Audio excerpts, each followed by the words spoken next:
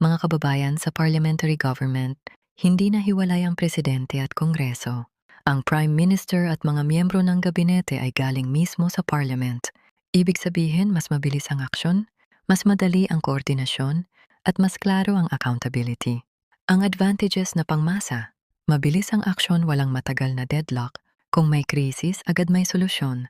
Hindi na parang teleserye na puro cliffhanger bago may mangyari. Mas mataas ang accountability. Bawat miyembro ng parliament pwedeng tanungin, ano ang ambag mo sa bayan? Kung wala tanggal agad, walang palusot. Dire-diretsong trabaho, hindi na bangga ng kongreso at ehekutibo. Isa ang direksyon, isa ang layunin. Mas responsive sa panahon, sa mabilis na pagbabago ng teknolohiya at ekonomiya, mas madaling mag-adjust ang gobyerno. At kung may isang leader na pwedeng mag-umpisa nito, si PBBM na yan. Bakit? Magaling, may track record na nagtatrabaho at nag-iimbestiga sa korupsyon. Trustworthy, hindi takot sa transparency, handang ipakita ang resulta. May totoong malasakit, ang puso niya para sa Pilipino at sa bayan. Timing is perfect, marami ng abusado, kaya kailangan ng bagong sistema na mabilis at matibay.